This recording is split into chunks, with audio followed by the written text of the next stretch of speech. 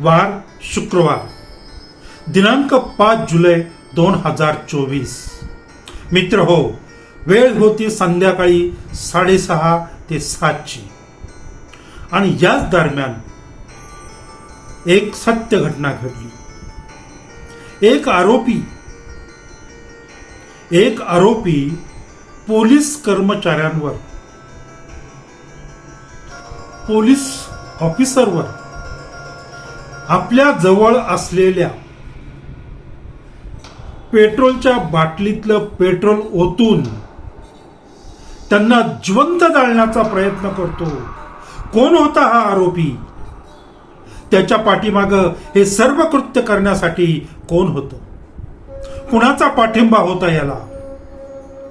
पाहूया मरण म्हणजे काय रे भाऊ या सदरामध्ये. मित्र हो, नमस्कार.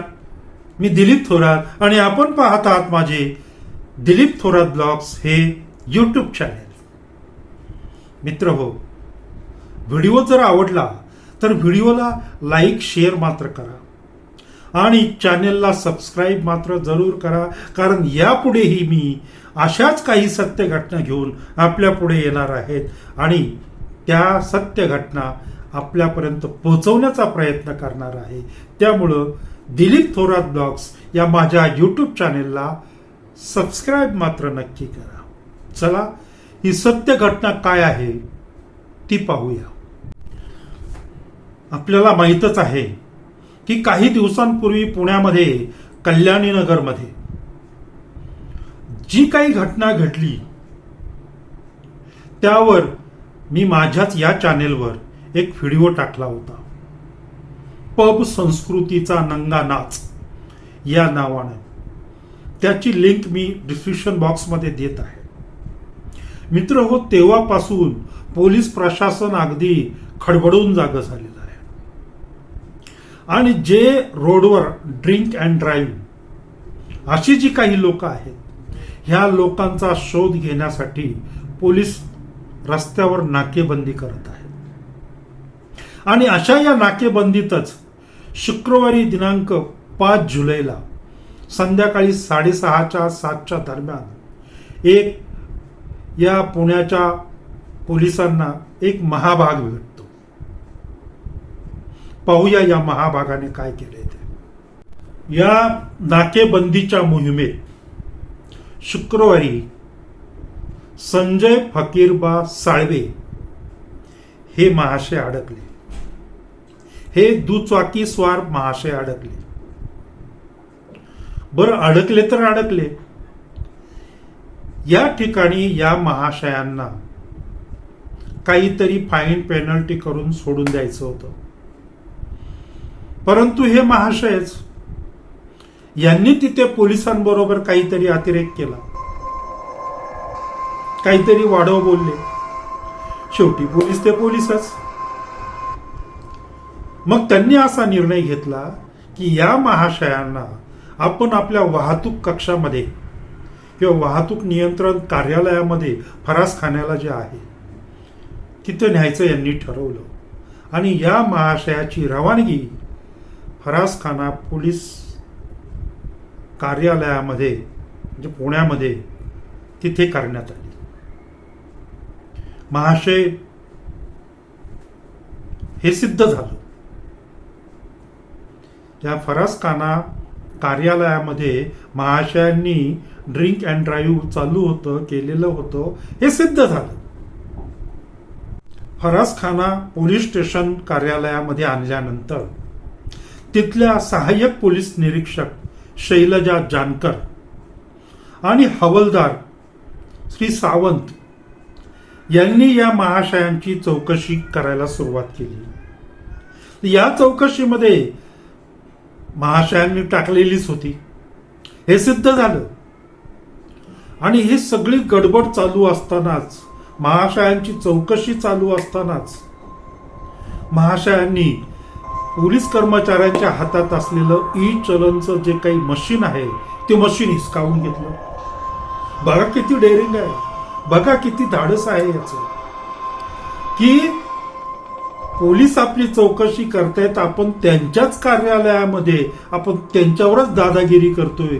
किती मोठी धाडस आहे या महाशयांचं. बरं, हे जाऊ द्या, याच्या पुढचा कहर सांगतो. या महाशयांनी स्वतःजवळ असलेली जी काही पेट्रोलची बॉटल होती, कदाचित गाडीमध्ये पेट्रोल टाकण्यासाठी त्यांनी ती बॉटल जवळ बाळगलेली असावी. या बॉटलमधलं पेट्रोल सहाय्यक पोलीस निरीक्षक शैलजा जानकर आणि हवालदार समीर सावंत यांच्या अंगावर त्या बॉटलमधलं पेट्रोल टाकलं आणि स्वतःजवळ असलेला जो काही सिगारेटचा लायटर होता तो लायटर बाहेर काढला आणि या दोन्ही कर्मचाऱ्यांना, या दोन्ही पोलीस कर्मचाऱ्यांना जिवंत जाळण्याचा प्रयत्न केला या महाभागानं.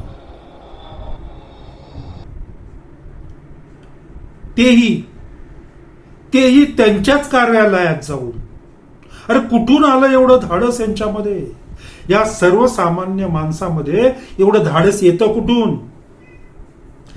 यामध्ये एक तर दोन गोष्टी असू शकतात. ही जी दारूची नशा आहे, ही दारूची नशा माणसाला कुठल्या कुठे घेऊन जाते. आणि याच बाबतीत मी एक व्हिडिओ बनवलेला होता याच चॅनेलवर, की दारू विक्री करताना त्यावर काय काय बंधनं टाकली पाहिजेत. जसं आधार कार्ड आपण वापरतोय अशा प्रकारचं एक कार्ड तयार करून प्रत्येक महिन्याला प्रत्येक व्यक्तीला काही ठराविक कोटा या दारूचा द्यावा, अशा प्रकारच्या अनेक सूचना मी मागच्या व्हिडिओमध्ये केलेल्या होत्या. त्या जर अंमलात आणल्या किंवा तत्सम त्या प्रकारचं जर काही अंमलात आणलं शासनाने, तर या प्रकारचं जे काही डेअरिंग करतायत हे त्याच्यावर कंट्रोल येईल. परंतु ते होत नाही. दुसरी गोष्ट याच्या पाठीमागे जी दिसते ती की आपण अमुक तमुक साहेबांचे कार्यकर्ते आहोत, त्यामुळं मला भीती नाहीये. पोलिसांवर हल्ले केले तरी आपण अल्पवयीन मुलाला 12 तासामध्ये जामीन मंजूर होतो, तोही टाकलेला त्या मुलाला 12 तासात जर जामीन मंजूर होतो तर मला का नाही होणार? कारण मी अमुक तमुकचा कार्यकर्ता आहे. हा एक गोड गैरसमज या सर्वसामान्य लोकांमध्ये असतो. किंवा हा जो कायदा आहे आपला, हा कायदा आपल्याला आज नाही तर उद्या जामीन मंजूर करून देणार आहे आणि आपण पुन्हा मोकाट फिरणार आहोत. केस काय लागेल ती लागेल, ज्या वेळेला लागेल तेव्हा बघू, एवढी निर्ढावलेली मनं आपली झाली. कुठेतरी गडबड आहे, कोणीतरी चुकतंय एवढं नक्की. गडबड कुठेतरी आहे. तर ही गडबड कुठे आहे? सर्वसामान्य लोक पोलीस कार्यालयामध्ये जाऊन, त्यांच्याच कार्यालयामध्ये जाऊन त्यांच्यावरच रॉकेल टाकून त्यांनाच पेटवण्याचा प्रयत्न करतात. या पाठीमागे कुठेतरी गडबड आहे, कुठेतरी काहीतरी कमतरता आहे. शोध घेणं सरकारचं काम आहे. आपण बऱ्याच वेळा ऐकतो मित्र हो, काय कुठे नेऊन ठेवलाय माझा महाराष्ट्र, कुठे नेऊन ठेवलाय माझा महाराष्ट्र. आणि तेही बऱ्याच वेळा राजकीय भागातून आपल्याला हा आवाज येत असतो, राजकीय नेत्यांकडून आपल्याला हा आवाज येत असतो. अर्थात कोण कुणाला म्हणतंय कुठे नेऊन ठेवलाय महाराष्ट्र, हे विधान कोण कुणाला करतंय, हा संशोधनाचा विषय आहे. असो, पण हा महाराष्ट्र खरोखरच कुठे गेलाय? आज सर्वसामान्य लोक पोलिसांवर हल्ले करतात. हा हल्ला आज झालेला नाहीये.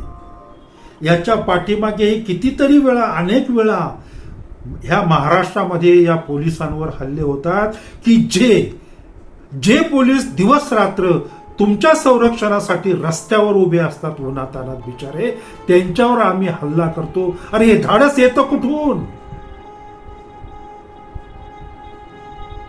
जे सैनिक तुमच्या संरक्षणासाठी सीमेवर उभं असतं आणि त्यांच्या जीवावर तुम्ही रात्रभर तुमच्या घरामध्ये गाढ झोपता, त्यांच्यावरही हल्ले होतात सर्वसामान्य माणसांकडून. अरे काय लाज वाटायला पाहिजे होती आपल्याला. कितीतरी पोलिसांवर हल्ले झाले, कितीतरी पोलिसांना कारने उडवलं, काय काय झालं खरंच. आणि दुसऱ्या दिवशी तिसऱ्या दिवशी हे महाशय कोर्टातून सुटतात बेलवर. खरंच खरंच कुठे नेऊन ठेवलाय हा माझा महाराष्ट्र असं म्हणावंसं वाटतं. ज्या शैलजा जानकर ज्या वेळेला किंवा सावंत समीर सावंत ज्या वेळेला या महाशयांनी पेट्रोल त्यांच्या अंगावर ओतलं आणि त्यांना पेटवायचा, जिवंत जाळण्याचा प्रयत्न केला, त्यावेळेला या दोन्ही मंडळींनी खरंच मरण म्हणजे काय रे भाऊ, मरण म्हणजे काय असतं हे क्षणभर का होईना चित्र त्यांच्या समोर येऊन गेलेलं असणार. परंतु बाकीच्या पोलिसांच्या कार्यक्षमतेमुळे हा प्रकार वाचला. अर्थातच या महाशयांना पोलीस कार्यालयात नेले म्हणजे पोलिसांनी त्यांचा पोलिसी खाक्या दाखवलेला असणारच हे 100%. त्यांना एक दिवसाची या महाशयांना पोलीस कस्टडी झाली.